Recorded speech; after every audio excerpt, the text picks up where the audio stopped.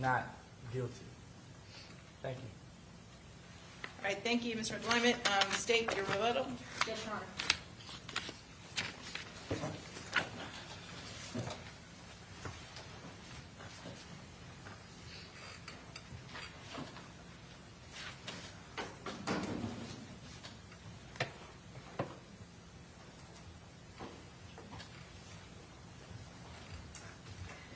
Members of the jury, we're almost there. Mr. McClimate told you that this gang war in Jacksonville is tragic. That's the only thing that I think that the state is in agreement with what he just argued to you. It is very tragic, the killing on both sides that happened, and the law places a high regard for the sanctity and the protection of human life. And the law protects everyone equally. It doesn't matter who the victim is, and it doesn't matter what the victim does for a living. If you purposely intend to commit first-degree premeditated murder and kill a person, regardless who that person is, and we have proven all of those elements, the law requires that that person be convicted. And when you talk about the standard of proof, proof beyond a reasonable doubt, that is what you have in this case, and you have higher than that. The defense attorney has asked or suggested to you, where is the DNA? Where is the fingerprints? All of that type of evidence is to establish one thing: who is the perpetrator?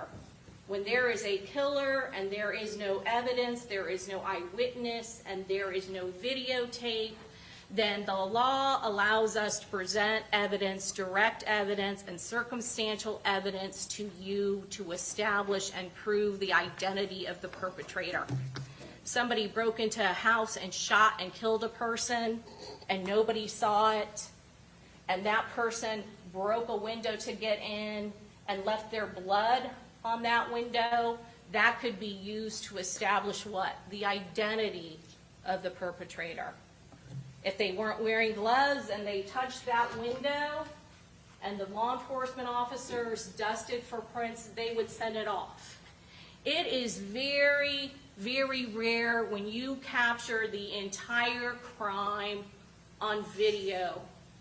This age of digital technology proves beyond all reasonable doubt what happened in this case. You don't need an eyewitness to come in here and tell you what happened to Charles Jones on June 23rd of 2024. You don't need a fingerprint analyst to come in here and tell you who killed Charles Jones on that date. And you certainly don't need a DNA analyst because you saw it. His murder is captured on video. There are 2 cars involved, and you saw what happened at each and every location. We don't have to present DNA evidence to you. We don't have to present fingerprint evidence to you. Law enforcement officers didn't need to submit any sort of DNA to the labs to figure out what happened in this case. Because of digital evidence and video evidence, you know everything that happened to that victim. He was hunted. He was stalked. He was hunted at teasers. He was stalked, and then he went to a second location to Truth 18, and he was followed, and he was hunted, and he was stalked. And you saw both of the vehicles that are involved in this case. And she is in the silver Chevy Cruze. There is no doubt about that. We don't have to fingerprint the silver Chevy Cruze. We don't have to dust it or swab it for DNA to know that she is in that car with her boyfriend. You saw that silver Chevy Cruze. You saw it at teasers, following, going, parking, and then the 2 of them get out to get in eyesight of the victim. All of that is clear. What is also clear is she is not going up to the club. She's not going clubbing. Neither is her boyfriend. It is for one purpose, to stalk the victim, Charles Jones, in this case. And at the second scene, all of that is on video as well. You see the parking lot of that location. You see it with your own eyes. And there is no doubt who every single individual is in both of those cars. We have proven it beyond and to the exclusion of all reasonable doubt. And you saw it at the Home to Suites video. You saw it at the USF poll cam. That victim is followed. And you saw those text messages from Sean Gathright to Kayla Enright. They want to know where Julio Foolio is, where 6 is. And in those messages to Kayla Enright, you know that they are watching him. You know, and you saw what Charles Jones is doing that night. He's on Instagram. When Sean Gathright contacts Kayla Enright, they say what? We're looking for 6. He's in Tampa. He's at an Airbnb. You saw his Instagram story. He's posting live. He's at an Airbnb. The only location that they weren't aware of that wasn't planned is this pool party at the Airbnb. Defense has suggested to you, Kayla Enright, she's not charged. No, she's not. There is a law, the law of principle, that shows that we have to prove that the person who assists, the person who is a principal, intended the crime to be committed and did something to assist. Kayla Enright is in no way in the same position as this defendant. She is not in a vehicle with all of the perpetrators.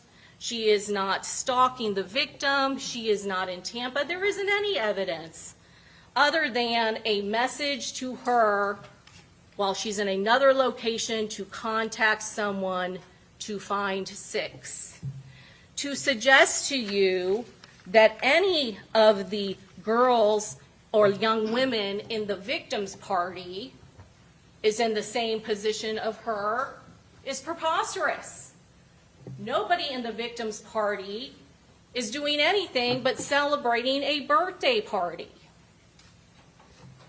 When you talk about beyond and to the exclusion of all reasonable doubt, to suggest to you that evidence from the defendant's phone only 3 years before this homicide has been committed, of where she says the victim in this case that she hopes he dies, to suggest to you that that isn't relevant to intent.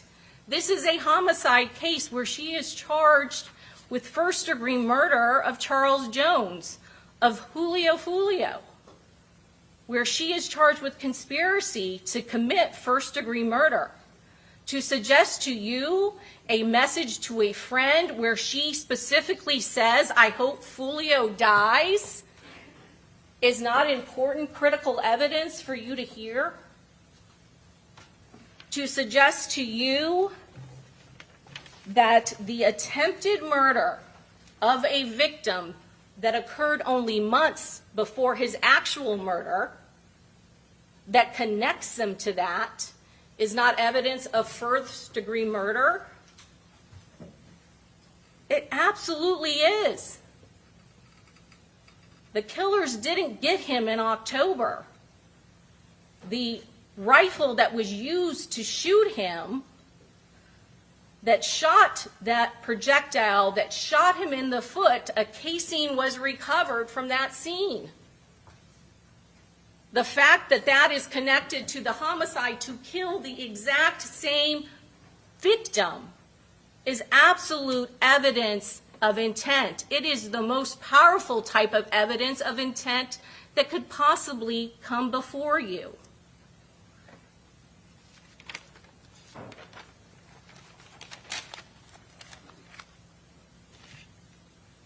When we talk about her phone evidence, when we talk about what we have to show to prove that she had the knowledge and the requisite intent, that is why we brought that phone evidence to you. Because there's no doubt of what happened to this victim. There's absolutely no doubt of how he was stalked. And I think the defense attorney said and talked about Rashad Murphy and Davan Murphy about how they would not allow her to know what was going on. What I can make an argument about that and submit to you is that I do agree with that.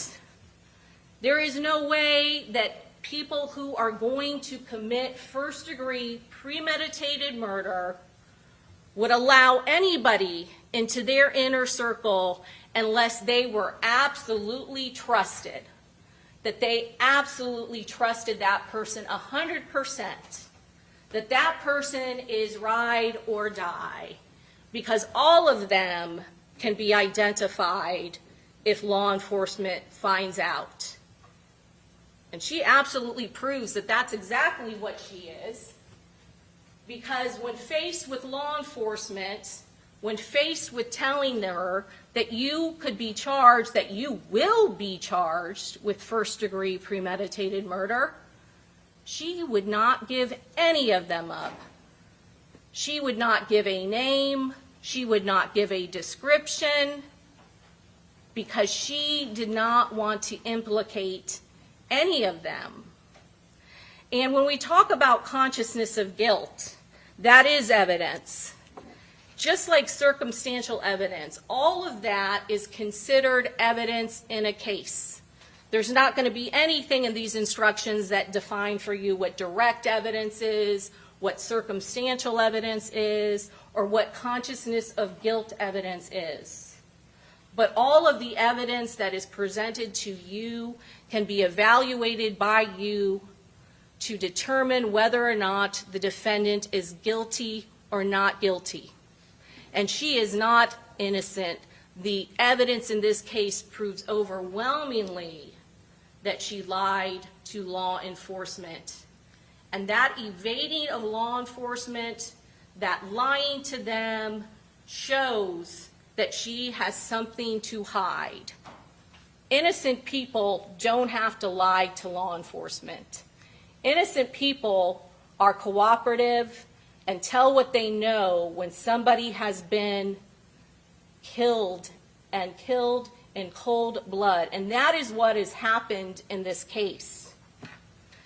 Charles Jones was hunted and he was tracked down and he was killed.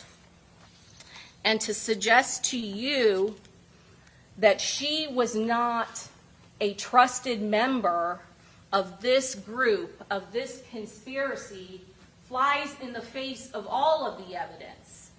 We rely on you to use your common sense when you evaluate this evidence, and when you look at what is on her phone, and when you see the personal animosity and what she was living in at the time when she wrote those messages. The one message that isn't in evidence, when I asked her about Antonio Tilley and the person who died the day before Charles Jones is shot in the foot. Remember that? I refreshed her recollection. Well, you need to link it up to evidence they did here, okay? You heard her testimony. I questioned her on her conversations with Isaiah Chance, her co-defendant, her boyfriend, the person that she continues to protect again and again and again. I questioned her about the communication she specifically had with him in 2023, not 3 years before this homicide, less than a year before this homicide. And she claims she knows nothing about the gang stuff. She knows nothing that is going on. There is more than one conversation with her and Isaiah Chance about what is going on in this gang war and who has been killed, personal in their lives. One you saw, in evidence the town center, where it is clear they have talked about it before, because her response when she realized it's about the town center and that 23 has been killed there, she says, I forgot. I'm sorry, we don't have to go there. That conversation is in evidence. You also have testimony from her on the stand specifically about the death of her boyfriend's good friend, Antonio Tilley, that occurred on October 6th, the early morning hours going into October 7th of 2023, where I specifically asked her on the stand, you've talked to him about that. Oh, I can't really remember. So we refreshed her recollection. It's not in evidence, but we refreshed her recollection with the conversation. All of a sudden, she remembers it, right? That's what she does. She doesn't remember it until she's faced with hard evidence. She sees that conversation, and now she's got to answer questions about it, right? And what is it about? It is about another person close to her boyfriend that has died in this gang war. It's about Antonio Tilley, Tilley's death. He is upset about it. And before I can even get a question out, she says, oh, yep, he didn't want me to be around him at that moment. He was so upset, he didn't want me to be around. He needed to be by himself. And then there's another conversation on October 8th, the very next day, where he has done something and they have talked about it. And he needs her to be loyal. She remembers that, right? She would have you believe, now that we've confronted her with that evidence, that he wants her to be loyal and that she needed to delete that conversation that they had texted about, that's about her cheating again. The same boyfriend that she has testified to you about domestic violence, that she's afraid of him. Now you hear that she's worried about him and that he needs her to be loyal and that he's confided something to her on that day. That is the day that Charles Jones is shot in the foot. That is the crime that also is connected to this case and evidence of all of the perpetrators' intent. They tried to kill him in October and failed. They were successful here in Tampa on June 23rd of 2023. That is why that evidence is so important. Conspiracies to commit first-degree murder don't happen in front of eyewitnesses. They don't happen in the light of day. They happen in dark places where people know that it is a crime and they know what they're doing and they want to get away with it. Actions speak louder than words. The defendant is never going to come in here and admit to being involved in a conspiracy to commit first-degree murder. Defendant is never going to be admitting to anyone, to law enforcement, or on the stand about her knowledge, to agreeing to be a principal to first-degree premeditated murder. But the law allows us to show you all of the evidence that can show what it is she intended. And that is why you saw those photographs from her phone. Nobody from the state side ever suggested to you that she is a gang queenpin. Nobody has suggested to you through law enforcement, to any witness the state put up with law enforcement that is an expert in this gang war in Jacksonville. They have all said the same thing. She is not in a gang. She is not charged with being in a gang. Why is all of that relevant? Because, again, to law enforcement, she lied about it. She lied about knowing anything about the gang. She wants them to believe that she has no knowledge. She wants them to believe that she doesn't even know about her boyfriend's nickname, Gutta. And you all know, again, the evidence is overwhelming that that is a lie. Not only does she call him Gutta, not only does she know that that's his nickname, not only does she know that is his gang stage name for his own drill rap videos, she has it tattooed on her twice. That's the reason why those photographs are relevant. It again shows her lying to law enforcement. The reason that you saw all of those messages to other people in the gang, about the gangs, there's conversations about Bibby and Robert Howard, gang member after gang member. That corresponding message to Jewel Jordan, we brought that to you. That's a good friend of hers. You think she wanted to testify against her friend?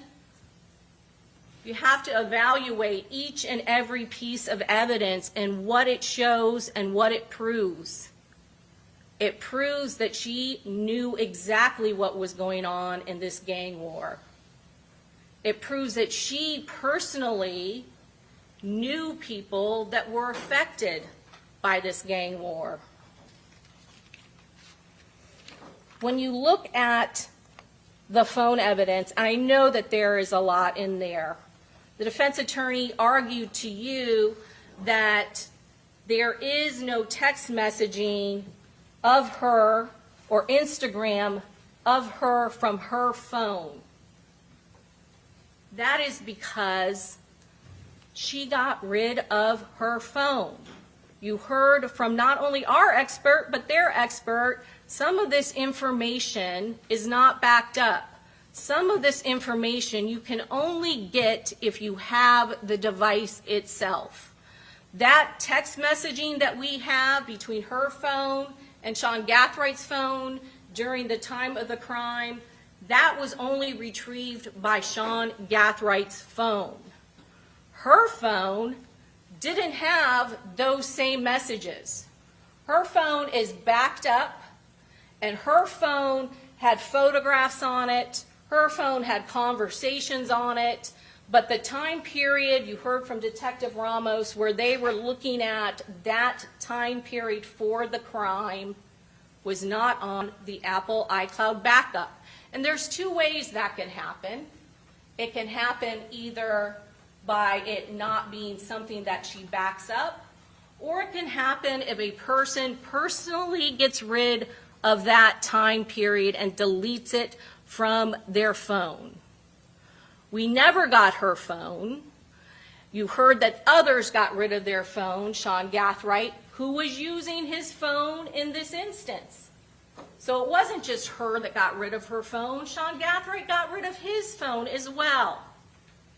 And again, more evidence of her intent is the conversation when she knows law enforcement is looking for her. That's why we presented all of that information from the phones to all of you. Because again, it is evidence of her intent that something is on her phone that she does not want law enforcement to know about. That is the reason she's laughing her, LMFAO. That is why she is laughing out loud, because law enforcement got her new phone. And in the middle of this search warrant, when law enforcement is executing it, she has a new phone that she is trying to back up all the stuff from the iCloud. She got rid of her device, and she got rid of the specific text messages that surround that time period. If you look at those videos where her boyfriend, Isaiah Chance, is walking around with her phone, it's not just up to her ear. Look at it. He has it out like this. That is a way a person holds a phone when they are speaking on speakerphone. There are conversations happening, and there are calls that are being made and communicated between him and the shooter's vehicle. And they keep on suggesting to you that the call, the attempted call that is in the call detail records happened when he is out in that parking lot in Teasers. That is not, if you look at the timing, both by our expert and the defense expert, the timing is clear. That's why we went through so much trouble about making sure the timestamp is accurate at each and every video that you heard. And when you look at the call detail records, the calls that are reflected on the call detail records of her phone show that she is already in her car with the defendant when those calls are being made. What is not captured, what is an unauthorized app that they are using when she needs to put in her passcode, is not captured because they are using another app to make those phone calls. Your Honor, I'm going to object at this time. Can we go sidebar? Yes?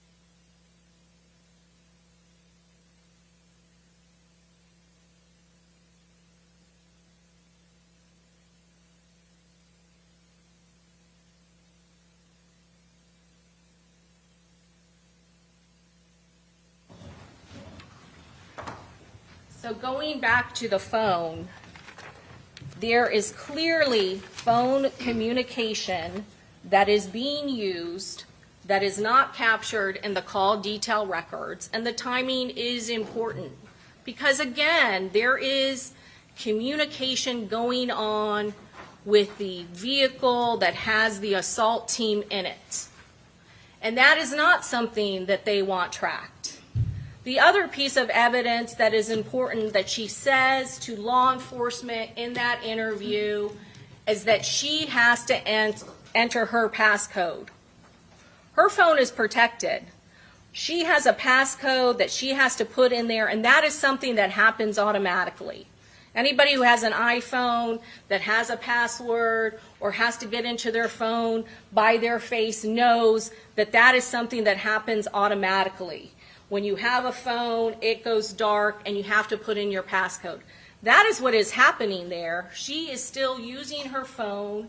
She uses her phone all the time, and she is allowing her boyfriend to use her phone, and when it goes dark, she has to put in the passcode for him. She knows what is being said on that phone to that second vehicle. There is no way that she did not hear what was going on. There is no way that she did not know everything that was planned to occur in Tampa. This whole story about teasers, and now to make it, I guess, that she didn't lie to law enforcement this one time about the bouncers, they're saying that that was about that was about the Players Club. That makes it even a worse story, because now it isn't that she didn't get to go to 2 clubs. Now it's that she didn't get to go to 3 clubs. All 3 clubs were either too packed, overpriced. Is it based on it's too packed based on the parking lot and the amount of cars in the parking lot? If that were really the truth, then they never would have had to get out of their vehicles. But again, that crime is on video. And you know the only time they get out of their vehicle, that is to see if the victim is at that location, at Teasers, at Truth 18. That is why they are there. The defense attorney talked to you a little bit about the jury instructions. He talked about murder in the 2nd degree, and so I just want to touch briefly upon it. There is another instruction that you will hear from the judge, and that is that you should find the defendant guilty of the highest crime that has been proven beyond and to the exclusion of all reasonable doubt. And the top count for count 1 is first-degree premeditated murder. And principle applies to this. Principle also applies to murder in the second degree. But this case, murder in the first degree, is the top count, and all of these elements have been proven at beyond and to the exclusion of all reasonable doubt. And the reason why I'm putting this back up is because the death, count 2, if you look at element 2, count 1, the death was caused by the criminal act of Alicia Andrews. That always is going to be read in a principal case. She is never alleged to have touched a gun. She is never alleged to have been one of the shooters. She is guilty as a principal. And because she is a principal, you have to put her and treat her as if she had done all the things the other person or persons did if the state proved beyond a reasonable doubt she intended the crime to occur, and that she did some act or said something that was intended to and did assist the other person or persons to actually commit the crime. That is read in conjunction with murder in the first degree, which this is a murder in the first degree. This is the highest crime, the top count that has been proven in this case. The second, the lesser to murder in the first degree is murder in the second degree. The principal instruction also applies to this. So when the defense attorney is up there arguing to you that Charles Jones is dead, obviously that has been proven beyond a reasonable doubt. The death was caused by the criminal act of Alicia Andrews. That the principal instruction also applies to that. So if you find that a lesser has been included, you don't say that she's not guilty just because she's not the person that committed the criminal act. The principal instruction applies to that. If you're looking at murder 2, that there was an unlawful killing of a victim by act imminently dangerous to another and demonstrating a depraved mind without regard for human life, and then it describes what the act includes. It also says in order to convict of second-degree murder, it's a distinction for first-degree murder. It is not necessary for the state to prove the defendant had any intent to cause death, but she can still be convicted as a principal. What separates second-degree murder from first-degree murder is premeditation. Premeditation, we've already gone over what that means. And in this case, there was premeditation. There was planning. There was getting weapons. All of that is a conscious intent, a reflection for a homicide to be committed. And that's what separates first-degree from second-degree murder. And with the judge's instructions, you will hear that you should find the defendant guilty for the highest count that has been proven beyond and to the exclusion of all reasonable doubt. And in this case, when you hunt and you stalk a victim in order to kill him, that is first-degree premeditated murder. The defendant argued in his case that the defendant was cooperative and truthful to law enforcement. You heard all of that evidence, and we argue and submit to you that she may have said one or two truthful things, but the majority of what she told law enforcement was not true. You will see all of the messaging on the phone. You will see the conversations that she had with all of her friends. You saw the photographs. And here's another one, again, from her Apple iCloud that has been put into evidence. States 75C3 was not published, but we asked her specifically about Kay Shorty, another person in one of those photographs that you saw where that person is throwing gang signs. I'm not going to read all of it to you, but she's having a talk with him. And again, it is about more and more gang stuff. She is having a conversation with him, and if you look at this, it goes more and more about the death of Bibby and why he is so torn up about it. So this is state 75C3. Another person that we showed you a photograph that she is friends with that is in her phone. So look at all of the phone stuff and see that what she is saying when she suggests to you that she doesn't know what is going on simply is not true. She's not using a first name like Tom or Jeff. These conversations aren't about somebody named Ryan or Steve. These are names of gang members who have been killed in this gang war. You're going to see names like Bibby, Leaky. All of that is evidence of what is going on in Jacksonville and what is affecting the very people who she is dating to such of effect that she has to delete messages from conversations that they have had about it. That is overwhelming evidence of her guilt. We ask you to take a look at all of the evidence in this case and hold her guilty and responsible for her own participation in this crime.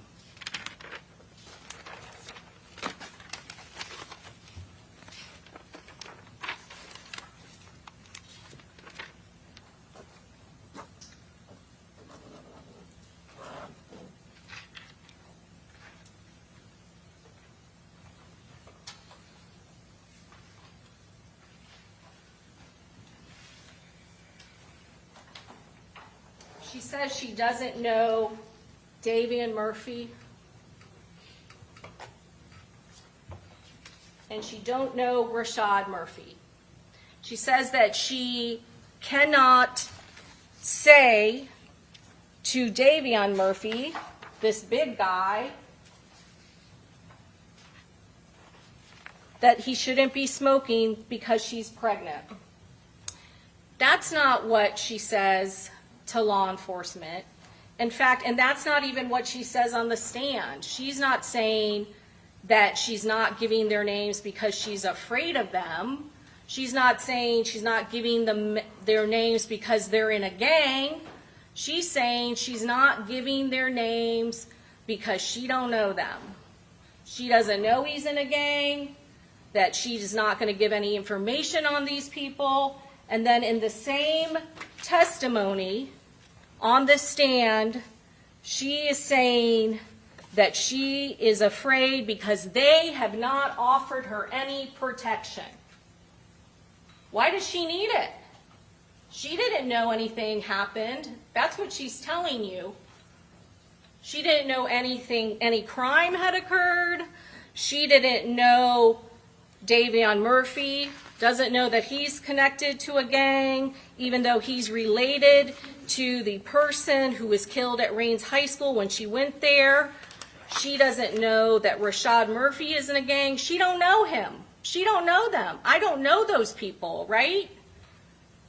And in the same breath, she is saying that nobody offered her protection. Did she look afraid in that interview? Did she look scared talking to law enforcement? Did she look intimidated talking to law enforcement? Or was she laughing? Was she bored? Was she annoyed? All of the evidence in this case show that the victim in this case was killed. All of the evidence in this case shows that the way that he was killed is first-degree premeditated murder. And the way it was done, it was planned, it was premeditated, and none of that can be done unless everybody talked about it and planned it and conspired together to do it. based on all of the evidence in this case, we are confident that you will find her guilty of first-degree premeditated murder and guilty of conspiracy to commit first-degree premeditated murder. All right, thank you. All right, members of the jury, I'm going to pick back up with the jury instructions where we left off, okay? The defendant has entered a plea of not guilty. This means you must presume or believe the defendant is innocent. The presumption stays with the defendant as to each material allegation in the indictment through each stage of the trial, unless it has been overcome by the evidence to the exclusion of and beyond a reasonable doubt. To overcome the defendant's presumption of innocence, the state has the burden of proving the crime with which the defendant is charged was committed, and the defendant is the person who committed the crime. The defendant is not required to present evidence or prove anything. Whenever the words reasonable doubt are used, you must consider the following. Proof beyond a reasonable doubt does not mean proof beyond all doubt. A reasonable doubt is not a mere possible doubt, speculative, imaginary, or forced doubt.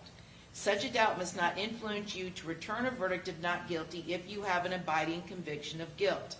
On the other hand, if after carefully considering, comparing, and weighing all of the evidence, there is not an abiding conviction of guilt, or if having a conviction it is one which is not stable but one which wavers and vacillates, then the charge is not proved beyond every reasonable doubt, and you must find the defendant not guilty because the doubt is reasonable.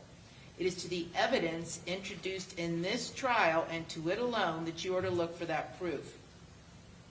A reasonable doubt as to the guilt of the defendant may arise from the evidence, conflict in the evidence, or the lack of evidence. If you have a reasonable doubt, you should find the defendant not guilty.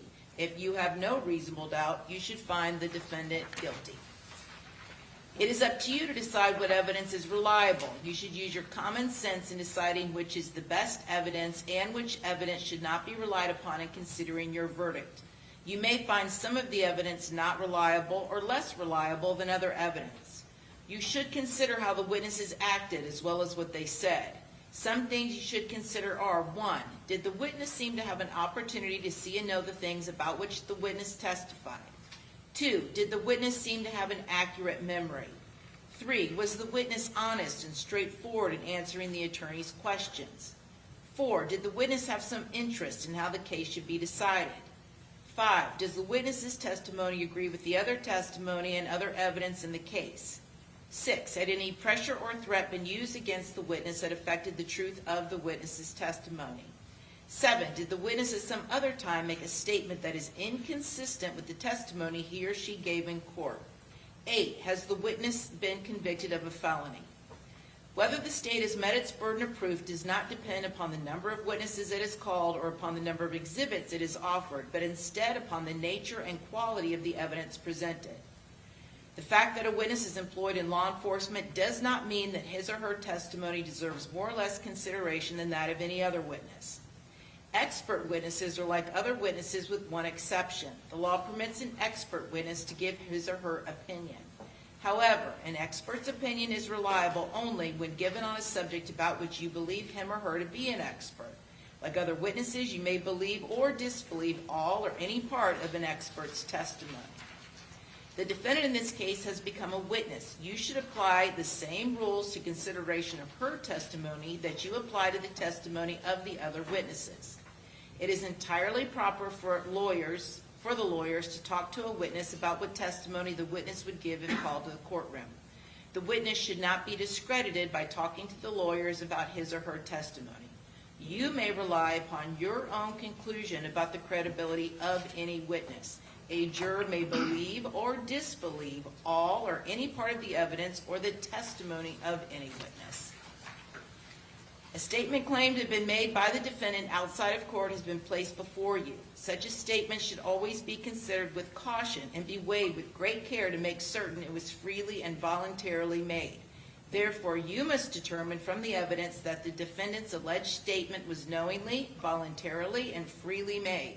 In making this determination, you should consider the total circumstances, including but not limited to: 1, whether when the defendant made the statement she had been threatened in order to get her to make it, and 2, whether anyone had promised her anything in order to get her to make it. If you conclude the defendant's out-of-court statement was not freely and voluntarily made, you should disregard it. There are some general rules that apply to your discussion. You must follow these rules in order to return a lawful verdict. 1, you must follow the law as it is set out in these instructions. If you fail to follow the law, your verdict will be a miscarriage of justice. There is no reason for failing to follow the law in this case. All of us are depending upon you to make a wise and legal decision in this matter. 2, this case must be decided only upon the evidence that you have heard from the testimony of the witnesses and have seen in the form of the exhibits in evidence and these instructions. 3, this case must not be decided for or against anyone because you feel sorry for anyone or are angry at anyone. 4, remember the lawyers are not on trial. Your feelings about them should not influence your decision in this case. 5, whatever verdict you render must be unanimous. That is, each juror must agree to the same verdict. 6, your verdict should not be influenced by feelings of prejudice, bias, or sympathy. Your verdict must be based on the evidence and on the law contained in these instructions. Deciding a verdict is exclusively your job. I cannot participate in that decision in any way. Please disregard anything I may have said or done that made you think I preferred one verdict over another. You may find the defendant guilty as charged or guilty of such lesser included crimes as the evidence may justify, or not guilty. If you return a verdict of guilty, it should be for the highest offense on the verdict form for each count that has been proven beyond a reasonable doubt. If you find that no offense has been proven beyond a reasonable doubt, then of course your verdict must be not guilty. The verdict must be unanimous. That is, all of you must agree to the same verdict. Only one verdict may be returned as to each crime charged. The verdict must be in writing, and for your convenience, the necessary verdict form has been prepared for you. It is as follows. In the Circuit Court of the 13th Judicial Circuit of the State of Florida and in Fort Hillsborough County Criminal Justice Division, State of Florida versus Alicia Andrews, case number 24 CF 11996, Trial Division 1, verdict form. We, the jury, find as follows as to count 1. Check only A, B, C, or D. A, the defendant is guilty of first-degree murder as charged. B, the defendant is guilty of second-degree murder, a lesser included offense. C, the defendant is guilty of manslaughter, a lesser included offense. D, the defendant is not guilty. We, the jury, find as follows as to count 2. Check only A or B. A, the defendant is guilty of conspiracy to commit first-degree murder as charged. B, the defendant is not guilty. So say we all, dated this blank day of October 2025, and then there's a signature line for the foreperson of the jury to sign and print their name. A separate crime is charged in each count of the indictment, and although they have been tried together, each crime and the evidence applicable to it must be considered separately and a separate verdict returned as to each. A finding of guilty or not guilty as to one crime must not affect your verdict as to the other crime charged. In just a few moments, you will be taken to the jury room by the bailiff. The first thing you should do is choose a foreperson who will preside over your deliberations. The foreperson should see to it that your discussions are carried on in an organized way and that everyone has a fair chance to be heard. It is also the foreperson's job to sign and date the verdict form when all of you have agreed on a verdict and to bring the verdict form back to the courtroom when you return. During deliberations, jurors must communicate about the case only with one another and only when all jurors are present in the jury room. If a juror goes to the restroom, the deliberation should stop until the juror returns. You are not to communicate with any person outside the jury about this case. Until you have reached a verdict, you must not talk about this case in person or through the telephone, writing, or electronic communication such as email or any other means. Do not contact anyone to assist you during deliberations. These communication rules apply until I discharge you at the end of the case. If you become aware of any violation of these instructions or any other instruction I have given in the case, you must tell me by giving a note to the court deputy. Many of you may have cell phones, tablets, laptops, or other electronic devices here in the courtroom. The rules do not allow you to bring your phones or any of those types of electronic devices into the jury room. Kindly leave those devices on your seats where they will be guarded by the court deputy while you deliberate. If you need to communicate with me, send a note through the court deputy. If you have voted, do not disclose the actual vote in the note. If you have a question, I will talk with the attorneys before I answer, so it may take some time. You may continue your deliberations while you wait for my answer. I will answer any questions, if I can, in writing or orally here in open court. During the trial, items are received into evidence as exhibits. You may examine whatever exhibits you think will help you in your deliberations. These exhibits will be sent into the jury room with you when you begin to deliberate. In closing, let me remind you that it is important that you follow the laws spelled out in these instructions in deciding your verdict. There are no other laws that apply to this case. Even if you do not like the laws that must be applied, you must use them. For more than 2 centuries, we have lived by the Constitution and the law. No juror has the right to violate rules we all share. Okay, a couple of things. Number one, we discussed this during jury selection, but just to affirm it here. All of your information is confidential and under seal. Okay? Nobody has access to any of your information. Your identities have not been disclosed through the media or otherwise. From this moment forward, I will only refer to you by your initials and your juror number. Also, the foreperson of the jury who signs the verdict form and prints the name. When the verdict form is read, I will only identify the foreperson by the initials and the juror number. The signature and name of the foreperson of the jury will be redacted from the verdict form. It will not become public record.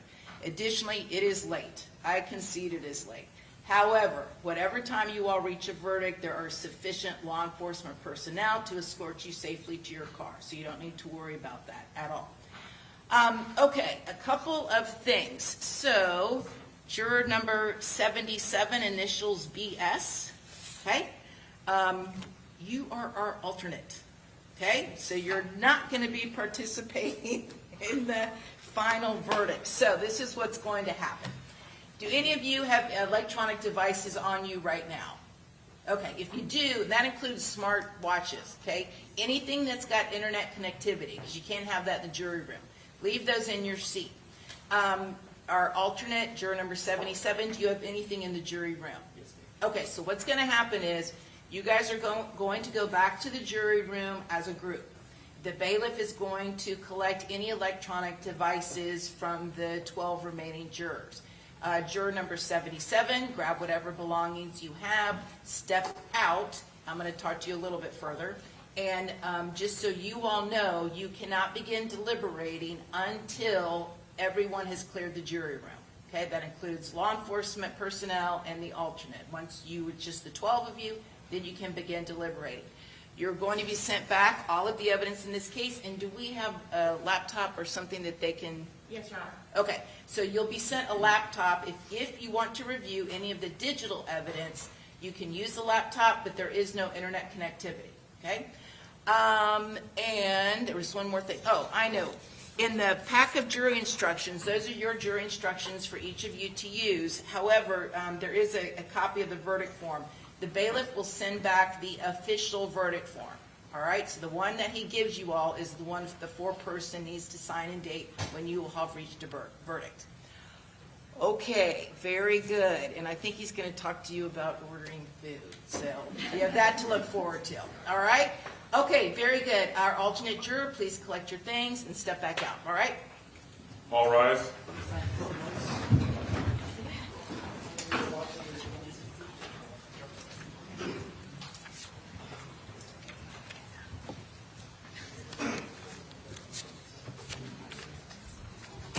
Hey, Judge, Yep. can we just text the family that we're going back, or? Yeah, that's fine. Do me a favor. If you need to notify a family member, do it now while the law enforcement's in there with you, and then turn over your electronic device. And also, if anybody needs to reach you in emergency, we have your devices. So, but you can do that before you begin deliberations, okay? All right, thank you.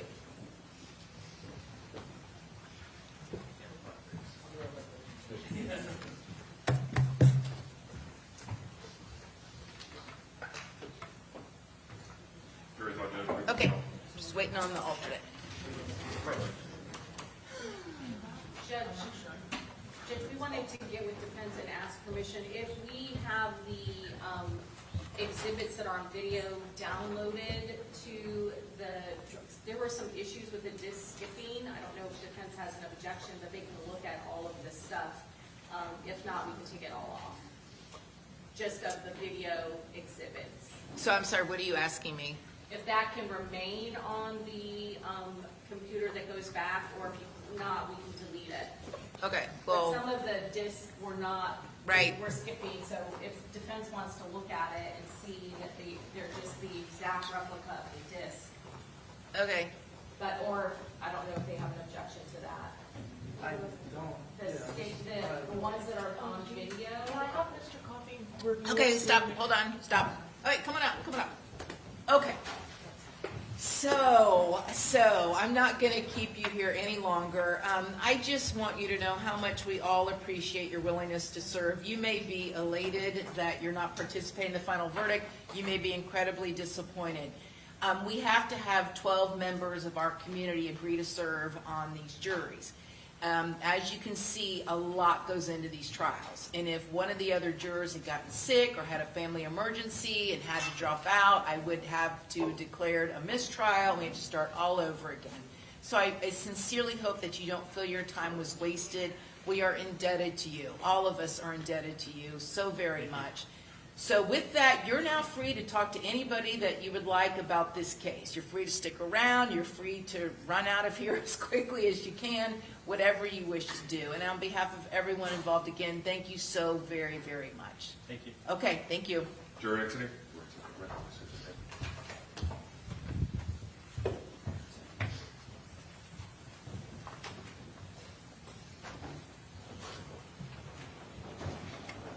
We're all clear, Judge. Okay, very good. So I guess you guys can just talk about the laptop or disk issue. And Madam Clerk, do you have all of the evidence? Okay. Okay. We have some at the table, I'll bring it. Okay, so just make sure Madam Clerk has everything before the evidence goes back. And Reggie, can you give this to Ron? I'm just tired.